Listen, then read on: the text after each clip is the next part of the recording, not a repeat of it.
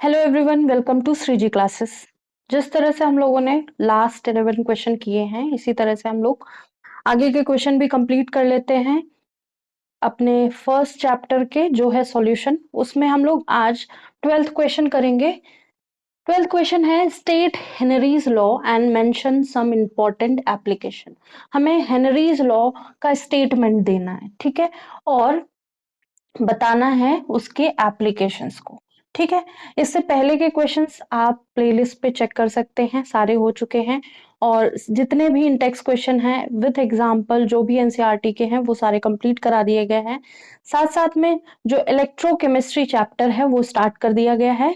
आप उसका इंट्रोडक्शन हुआ है, अभी एक ही क्लास हुई है, तो आप उसको भी चेक कर सकते हैं। होप सो आपको चीजें अभी तक जो हम लोगों ने थ्योरी में करी है वो समझ में आई होगी। और हेनरी लॉ हम लोगों ने बहुत अच्छे से किया था। बस हमें स्टेटमेंट देना है, फॉर्मूला देना है और इसकी एप्लीकेशन देनी है। तो स्टेटमेंट क्या है? एट कांस्टेंट टेम्परेचर, या फिर लिख सकते हैं Henry law stated that Henry's law states that at constant temperature, मतलब हमारा टेम्परेचर क्या होगा? कांस्टेंट होगा। द solubility ऑफ गैस, हम यहाँ पे solubility की बात करेंगे। किसकी solubility? solubility of gas in liquid, मतलब हमारा जो सॉल्यूट है वो गैस है, सॉल्वेंट जो है वो लिक्विड है या वाटर है। Is directly proportional to, is directly proportional to, मतलब कहने का ये है कि जो सॉलिबिलिटी है हमारी गैस जो लिक्विड में सॉल्युबल है, वो सॉलिबिलिटी डायरेक्टली प्रोपोर्शनल किसके हो गए? Partial pressure of the gas in equilibrium is directly proportional to partial pressure of the gas, मतलब ये जो भी हो रहा होगा वो एट इक्विलिब्रियम होगा, in equilibrium with the liquid. ठीक है, तो ये रहा स्टेटमेंट। अगर और किसी तरीके से लिख सकते हैं तो ऐसे भी लिख सकते हैं, amount of gas dissolved in liquid, ठीक है, is directly proportional to partial pressure. ठीक है, इसको और ऐसे भी लिख सकते हैं। और the amount of gas dissolved in liquid, कोई भी अमाउंट ऑफ गैस है जो हमारे लिक्विड में डिसॉल्व है, या फिर in given volume of liquid dissolve in liquid is directly proportional to, is directly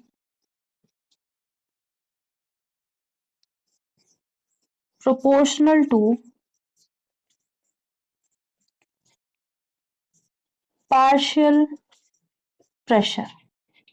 अब ये पार्शियल प्रेशर किसका है? गैस का है। ठीक है, partial pressure of that gas, किसी और गैस का नहीं, उसी गैस का। ठीक है, और अगर स्टेटमेंट पूछा गया है तो आप लोग फॉर्मूला लिख देंगे। तो हमारी जो चीजें हैं, partial pressure directly proportional to solubility. ठीक है, इसको लिखेंगे partial pressure is equal to Henry's constant और सॉल्युबिलिटी। तो हमारे जो आंसर की खूबसूरती है वो बढ़ जाएगी। आपको फॉर्मूला लिखना है, फॉर्मूला में मेंशन करना है ये क्या है पार्शियल प्रेशर, ये क्या है हेनरी कांस्टेंट या प्रोपोर्शनैलिटी कांस्टेंट। ठीक है, और एस क्या है? एस है हमारा सॉल्युबिलिटी। ठीक है, सॉल्युबिलिटी की जगह हम क्या कर सकते हैं? कंसेंट्रेशन भी लिख सकते हैं, या number of moles of solute या number of moles of gas भी लिख सकते हैं। ठीक है, हमने एक टर्म में बात करी है। तो ये रहा स्टेटमेंट हेनरीज लॉ का। एप्लीकेशन की बात करेंगे, इसको नोट कर लीजिए।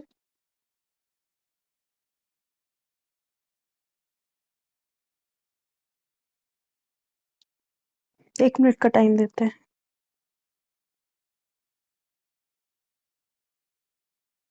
ठीक है, यहाँ पे अगर एक और लिखना चाहें तो इसको लिख सकते हैं P is equal to KH into X2, mole fraction of gas particles in water.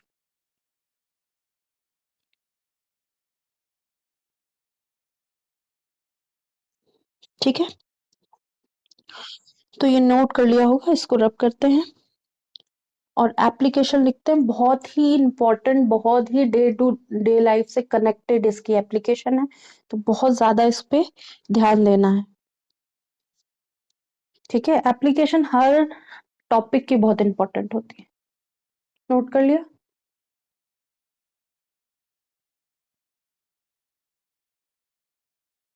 तो एप्लीकेशन में पहला है सॉफ्ट ड्रिंक। सॉफ्ट ड्रिंक्स में सॉफ्ट ड्रिंक बॉटल्स, इसमें क्या होती है, CO2 बहुत प्रेशर के साथ भरी जाती है और बॉटल्स के अंदर रखी जाती है। ठीक है, फिर है सेकंड स्कूबा डाइवर। जो स्कूबा डाइवर्स होते हैं उनका जो ऑक्सीजन सिलेंडर होता है उसमें N2 की मात्रा कम करके हीलियम ऐड कर दिया जाता है। ठीक है, O2 प्लस हीलियम ऐड कर दिया जाता है क्योंकि N2 हाई N2 क्या है, जो गैसियस फॉर्म है वो उसका एटॉमिक मास हाई है। ठीक है, जैसे जैसे हम लोअर सी में जाएंगे तो वो जो N2 है हमारी बॉडी में या हमारे ब्लड में तेजी से मिक्स होना शुरू होगी। ठीक है, और जैसे ही हम बाहर आएंगे सी से तो हमारा जो N2 है वो इतनी तेजी से ब्लड से बाहर नहीं आ सकता, जिससे बेंड्स क्रिएट होंगे। बेंड्स बहुत पेनफुल होते हैं, मतलब हमारी ब्लड में N2 डिसॉल्व हो गया है, अब वो बाहर निकलना चाहता है जैसे ही हम लेस प्रेशर में आए। ठीक है, अब वो बाहर निकलना चाहता है तो उतनी तेजी से नहीं निकल पाता, और जब निकलता है तो वो बहुत पेनफुल प्रोसेस होता है, हमारी बॉडी में पेन बहुत ज्यादा होता है, बेंड्स क्रिएट करते हैं। अब बेंड्स क्या होता है, एक तरह से बबल बन रहे होते हैं। ठीक है, इस ब्लड में, इसलिए हीलियम ऐड कर दी जाती है ऑक्सीजन सिलेंडर में। ठीक है, अगर हम हाई एल्टीट्यूड में जाते हैं, हाई एल्टीट्यूड में जाते हैं तो वहां पे भी हम क्या देखते हैं कि वहां पे O2 O2 का जो ऑक्सीजन का जो परसेंटेज है, या फिर कह सकते हैं O2 oxygen gas is in oxygen gas जो लेवल होता है वो घट जाता है। ठीक है, जिसकी वजह से नॉक्सिया होने के चांसेस रहते हैं और हम सोचने समझने की क्षमता कुछ कम हो जाती है और हमें फटीग या फिर बहुत सारी चीजें जैसे नॉक्सिया होना ये सब फील होता है। तो हाई एल्टीट्यूड में क्या होगा, पार्शियल प्रेशर ऑफ या फिर O2 लेवल डिक्रीज कर जाएगा। O2 लेवल डिक्रीज कर जाएगा तो हम O2 सिलेंडर लेके जाएंगे और अपना ऑक्सीजन लेवल सही करेंगे। ठीक है,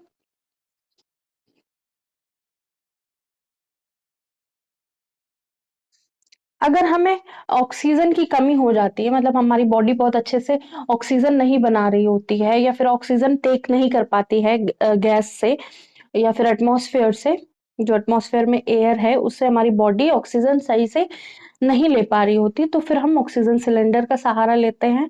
ऑक्सीजन सिलेंडर से फोर्स की जाती है हमारी अ, इसका फोर लिख लेंगे, lung mechanism. Lung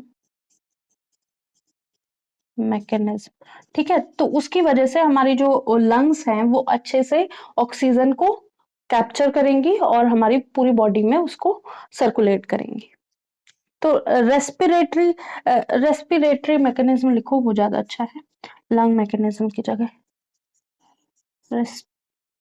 respiratory mechanism. ठीक है, उसमें क्या होगा, जब हम बहुत सारे लोगों में ऑक्सीजन की कमी रहती है और वो इसलिए हो जाता है क्योंकि उनकी लंग्स जो है वीक हो जाती हैं टाइम टू टाइम।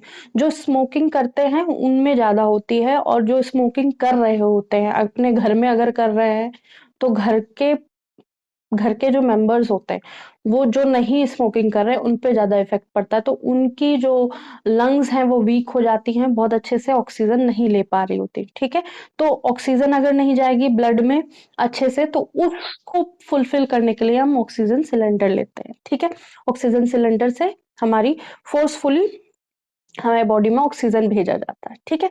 तो जो स्मोक करते हैं वो अपने को तो जो भी कर रहे हैं वो कर रहे हैं। जो उनके आसपास के लोग हैं, जो उनके फैमिली मेंबर्स हैं, या जहां भी वो स्मोक कर रहे हैं, वो सामने वाले को इफेक्ट कर रहे हैं बहुत ज्यादा। जो नहीं स्मोक करते उनको ज्यादा इफेक्ट पड़ता है, क्योंकि जो स्मोक कर रहे हैं वो क्या करते हैं, धुआं बाहर फेंक रहे होते हैं और एनवायरनमेंट में जा रहा होता है।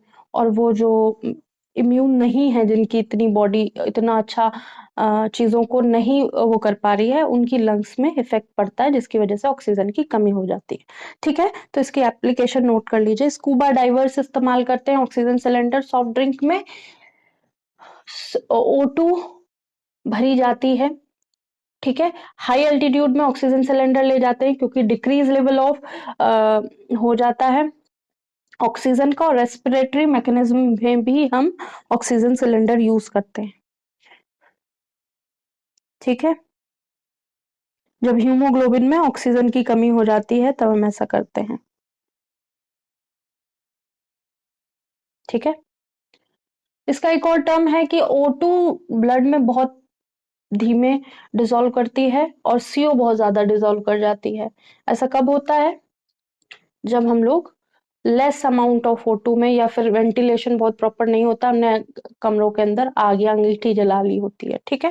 होप सो ये क्वेश्चन नोट कर लिया होगा। अब करते हैं नेक्स्ट क्वेश्चन पहुंचते हैं, क्योंकि थ्योरी तो हम बहुत ज्यादा कर चुके हैं, क्वेश्चन बहुत ज्यादा इंपॉर्टेंट है। नेक्स्ट क्वेश्चन ये रहा, partial pressure of ethane over a solution containing 6.56 10 to the power minus 9 gram of ethane. मतलब इथेन लिए है जिसका पार्शियल प्रेशर कितना है, 1 bar. If solution contain this amount of ethane, that what will be the partial pressure of the gas. मतलब यहाँ पे जो भी बात हो रही है कि जो पार्शियल प्रेशर है गैस वन का, वो डायरेक्टली प्रोपोर्शनल है मास ऑफ द गैस के, ठीक है? जो पार्शियल प्रेशर है of the gas is directly proportional to mass. तो ऐसा हम कहाँ पढ़ रहे थे? ऐसा हम हेनरीज लॉ में पढ़ रहे थे। तो हम यहाँ लिख सकते हैं बाय हेनरी लॉ, ठीक है? Partial pressure is directly proportional to mass of the gas by Henry's law. P, partial pressure of the gas is directly proportional to kh into mass of the gas। तो partial pressure यहाँ क्या है, P1 की value क्या है, 1 बार, ठीक है? तो हम यहाँ से ऐसे लिख सकते हैं,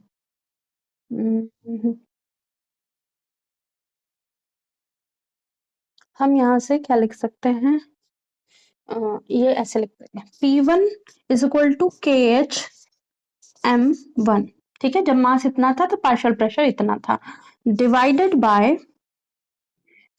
P2 is equal to KH m2।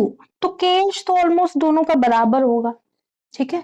तो KH तो हमने क्या कर लिया, हटा ही दिया, ठीक है? अब यहाँ पे ये जो है, यहाँ से ऐसे हटा के इक्वल टू साइन लिख लेंगे। तो P1 by M2 is equal to P2 by M2, ये लिख लेंगे। P1 by M1 is equal to P2 by M2, cross multiplication कर लिया एक तरह से। अब हम पहला पार्शियल प्रेशर लिखते हैं जो 1 बार है, मास है कितना, 6.56 10 to the power minus 3 gram is equal to, जो पार्शियल प्रेशर हमें फाइंड आउट करना है जब हमारा mass 5 into 10 to the power minus 2 gram है, ठीक है? P2 हमें फाइंड आउट करना है, हमारा मास क्या है, 5 into 10 to the power minus gram. ठीक है, तो हम ये यहां ले आते हैं 5 × 10⁻⁻2 अपॉन 6.56 10⁻³ ग्राम। ग्राम ग्राम यहाँ बार, तो ग्राम ग्राम कैंसिल हो जाएगा, P2 की वैल्यू आ जाएगी। तो 5 से मल्टीप्लाई करेंगे तो 1.11 ऊपर आ जाएगा 10 डिवाइडेड बाय 1.11, तो प्रेशर हमारा कितना आ जाएगा, प्रेशर हमारा आ जाएगा 7.6 लगभग बार के बराबर आ जाएगा। इसको नोट कर लीजिए।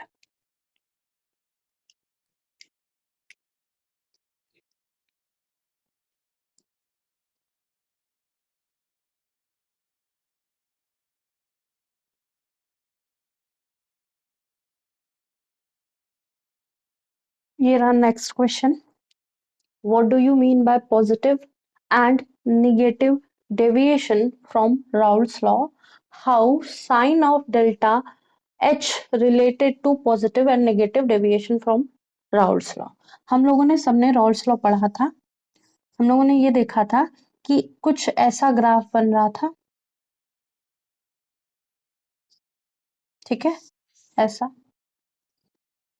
यहाँ पे एक्स ए था, यहाँ एक्स बी था, मतलब यहाँ एक्स ए की वैल्यू 1 थी और धीरे धीरे कट जा रही थी, और यहाँ एक्स बी की वैल्यू 1 थी और धीरे धीरे कम होती जा रही थी। ठीक है, जब पॉजिटिव डेविएशन की बात आई थी तो हमने देखा था कि पॉजिटिव डेविएशन जो भी ग्राफ है उसके ऊपर हमें प्रेशर देखने को मिल रहा है।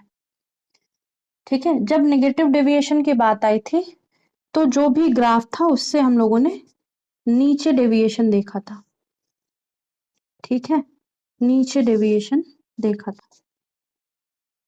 तो ये पॉजिटिव या नेगेटिव डेविएशन की जो भी बात हो रही है वो किससे हो रही है, positive and negative deviation from Rawls law हो रही है। इसका मतलब ये है कि जब हम आइडियल गैस लेते हैं तब जो हमारी मिक्सचर है वो बिहेव करेगी एज अ आइडियल गैस है। ठीक है, तो वो जो मिक्सचर है वो रॉल्स लॉ के अकॉर्डिंग बिहेव करेगा। ठीक है, अगर ऐसा नहीं हो रहा है या पॉजिटिव या नेगेटिव डेविएशन शो हो रहा है तो जो हमारा मिक्सचर है वो नॉन आइडियल की तरह बिहेव कर रहा है। ठीक है, इसको लैंग्वेज के फॉर्म में लिख लेंगे।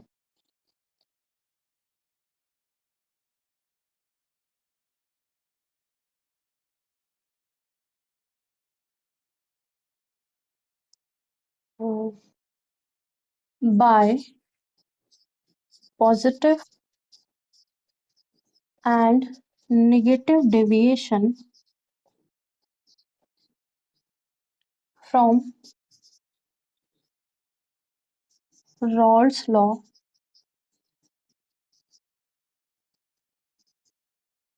we mean that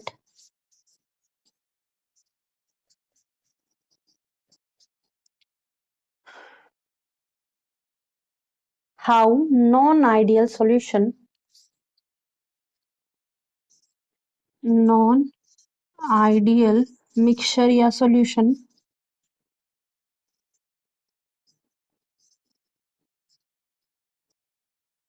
जो भी हमारा सॉल्यूशन है वो नॉन आइडियल है, बिहेव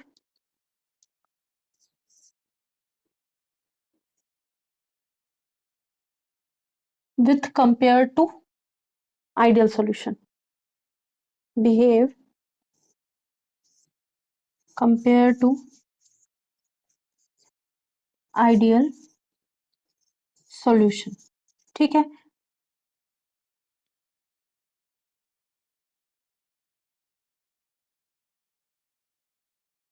तो जब पॉजिटिव डेविएशन होगा तो यहाँ पे पहला पॉइंट लिखेंगे पॉजिटिव डेविएशन। तो जब पॉजिटिव डेविएशन हो रहा होगा तो क्या हो रहा होगा, तो total vapour pressure of solution will be higher, so total vapor pressure of solution will be higher than, किससे हाई होगा? जो पॉजिटिव डेविएशन होगा वो उसका मतलब क्या होगा? The total vapour pressure of solution will be higher than what expected from Rawls law. ठीक है? Then expected, जो भी एक्सपेक्ट किया था उससे हाई चला जाएगा। ठीक है, तो ये क्या हो जाएगा? P total is more than, यहाँ पे क्या लिखेंगे? प्योर फॉर्म का, क्योंकि दो चीजें मिलके बनी हैं, तो प्योर फॉर्म का pressure into mole fraction, pure form का pressure into mole fraction of B. जब नेगेटिव डेविएशन की बात करेंगे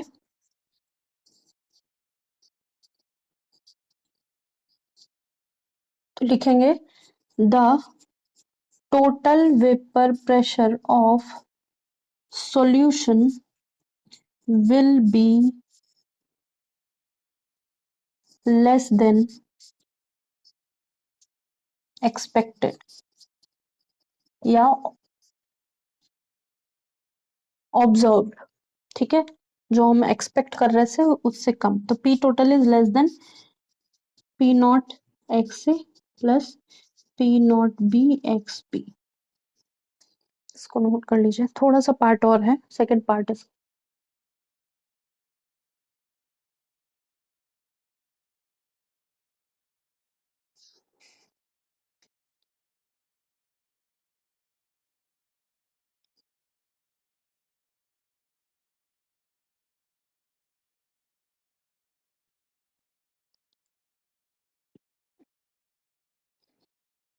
तो यहाँ पे पॉजिटिव डेविएशन में ये लिख सकते हैं A B interaction is high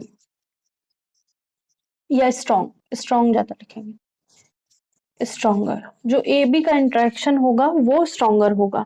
negative deviation में क्या होगा? A A B B interaction is stronger. ठीक है, A A B B interaction stronger होगा, ए बी इंटरेक्शन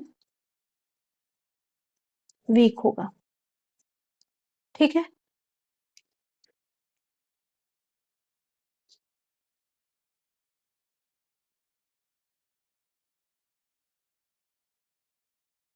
अब बात करेंगे डेल्टा एच की।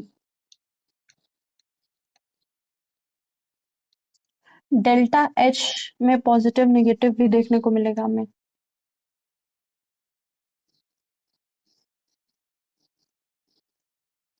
ये पहला वाला पॉजिटिव डेविएशन के लिए, दूसरा वाला नेगेटिव डेविएशन के, मतलब यहाँ पे A B interaction A B interaction क्या होगा? स्ट्रॉन्गर होगा, ए बी इंटरेक्शन वीक होगा। नेगेटिव में ए बी इंटरेक्शन वीक होगा, ए बी इंटरेक्शन स्ट्रॉन्ग होगा।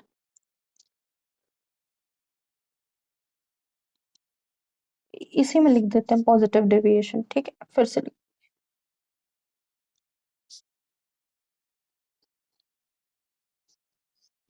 पॉजिटिव डेविएशन, पहला पॉइंट तो हम लोगों ने लिख लिया,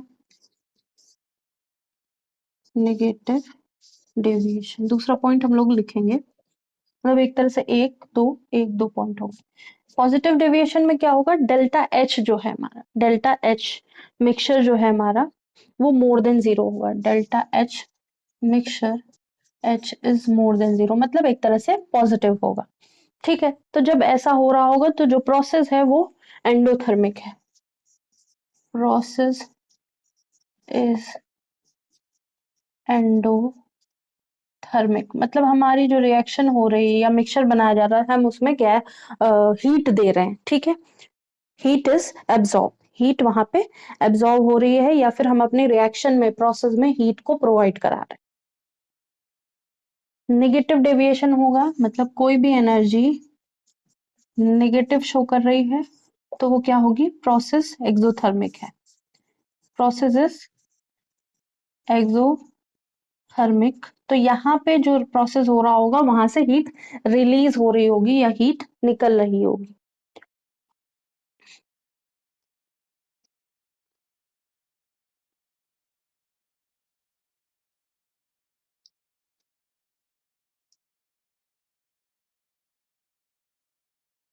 गलत लिख दिया क्या? इसको हम फिर से लिख देते हैं इधर।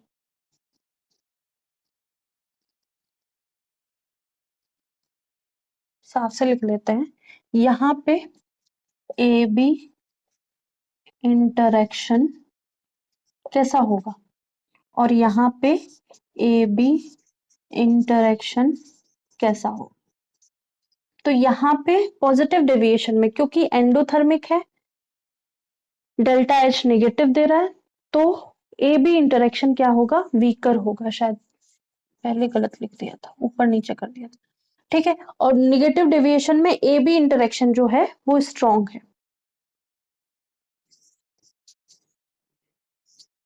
यहाँ पे क्या होगी, हीट गिवन, यहाँ पे क्या होगा, हीट रिलीज। हीट रिलीज कब करेगी, जब हमारा रिएक्शन के बाद स्टेबल बॉन्ड बनेगा, स्ट्रॉन्गर बॉन्ड बनेगा। हीट हमें चाहिए कब होगी, जब हमारा ए बी बहुत अच्छे बॉन्ड बना, सॉरी ए बहुत अच्छे बॉन्ड बना रहे हैं और बी बहुत अच्छे बॉन्ड बना रहे हैं। इनको ब्रेक करने के लिए हमको हीट देनी पड़ेगी। लेकिन ए बी बहुत अच्छे बॉन्ड नहीं बना रहे हैं और बी बहुत अच्छे बॉन्ड नहीं बना रहे हैं, तो इसमें बहुत ज्यादा एनर्जी देने की जरूरत नहीं पड़ेगी। और जब ए बी अपना बॉन्ड बनाएगा तो स्ट्रॉन्ग बॉन्ड बनाएगा और एनर्जी रिलीज करेगी। ठीक है, इसको नोट कर लीजिए।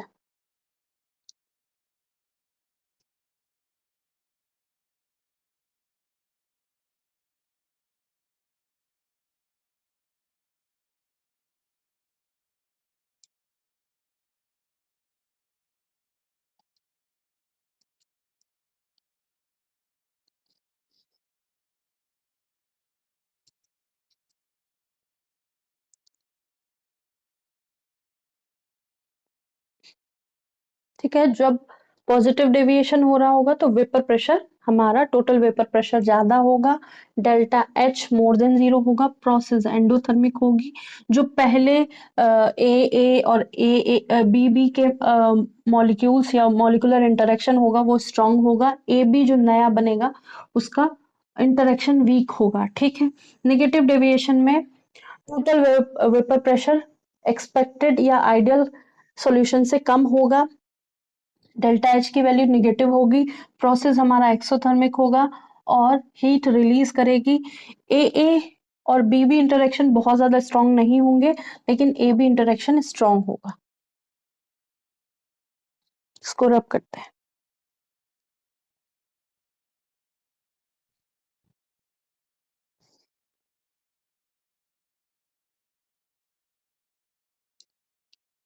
तो ये रहा next question, an aqueous solution of 2% non volatile solute. कोई एक्वस सॉल्यूशन है जिसमें 2% नॉन वोलेटाइल सॉल्यूट है, जिसका प्रेशर है, एक्सर्ट प्रेशर 1.004 बार एट नॉर्मल बॉइलिंग पॉइंट। मतलब जब नॉर्मल हमारा सॉल्वेंट नॉर्मल था तो वहां प्रेशर कितना था, 1.004 बार था। ठीक है, तो एक तरह से प्रेशर, ये क्या है, मास परसेंटेज है ऑफ सोल्यूट का, हमारा पीएस, सॉल्यूशन के प्रेशर की वैल्यू 1.004 बार है। What is the molar mass of the solute, तो मतलब यहाँ पे कुछ मिक्स किया गया है सॉल्वेंट में।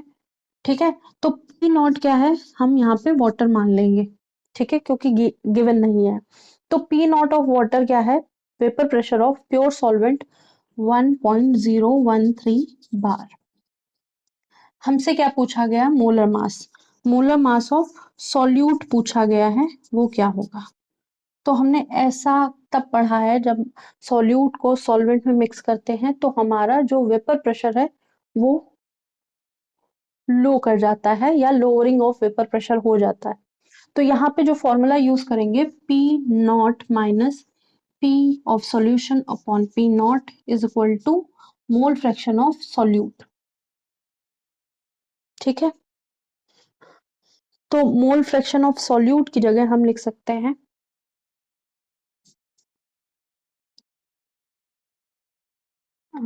इनटू मोलैलिटी भी होगा ना, इनटू मोलैलिटी। एक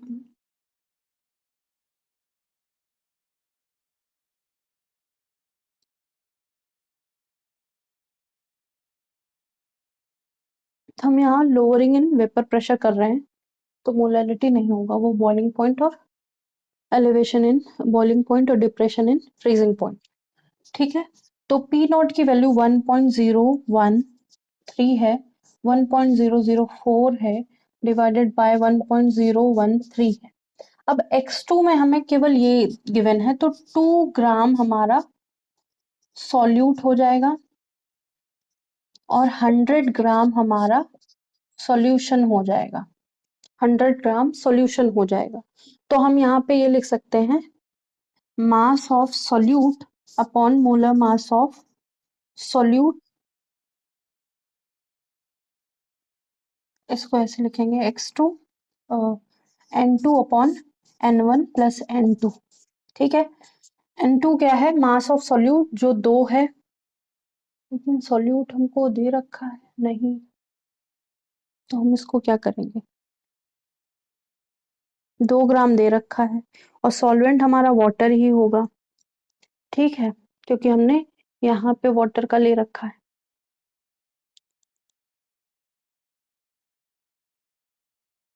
अच्छा, हमसे मोलर मास ऑफ सॉल्यूट ही तो पूछा है। ठीक है, तो mass of solute upon molar mass of solute upon mass of solvent upon molar mass of solvent plus mass of solute upon molar mass of solute. अब ये 2 ग्राम है, ये 98 ग्राम है।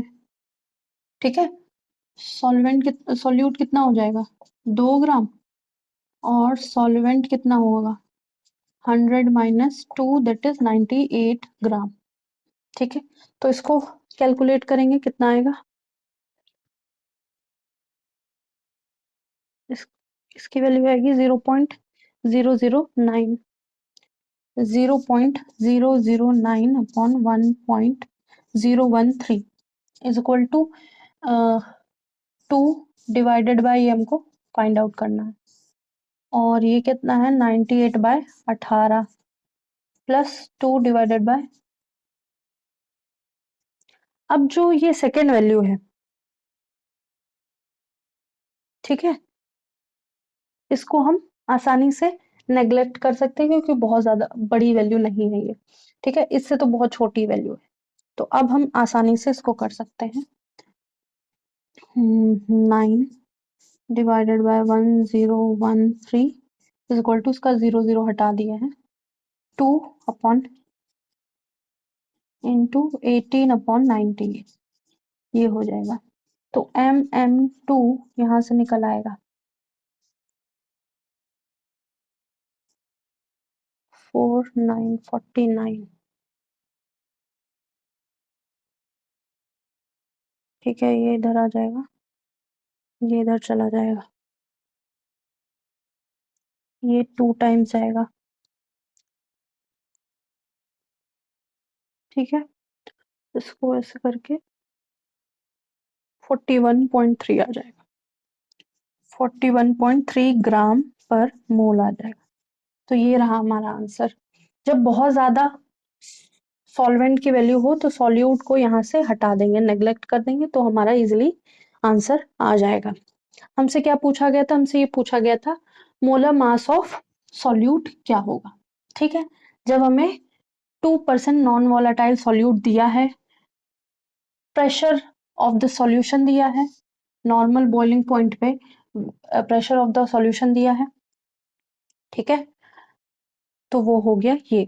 ठीक है, जब हमने सॉल्यूट को सॉल्वेंट में मिक्स कर दिया तो सॉल्वेंट का जो चेंज इन प्रेशर है वो हमको यहाँ पे दे रखा है। ठीक है, हमको पता होना चाहिए वाटर का प्योर फॉर्म में वेपर प्रेशर क्या होता है।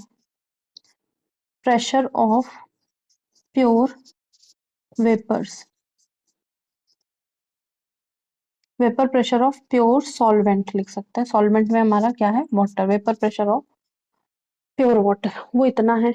मोलर मास हमें निकालना है, तो हम relative lowering in vapour pressure निकालेंगे जो मोल फ्रैक्शन के बराबर होता है। मोल फ्रैक्शन का वैल्यू ये होती है, हमें ये फाइंड आउट करना है, और ये बहुत कम वैल्यू है तो इसको हम नेग्लेक्ट कर सकते हैं। नेग्लेक्ट करने के बाद ये हमने हटा दिया तो हमारा easily molar mass of solute की वैल्यू आ गई 41.3 ग्राम पर मोल।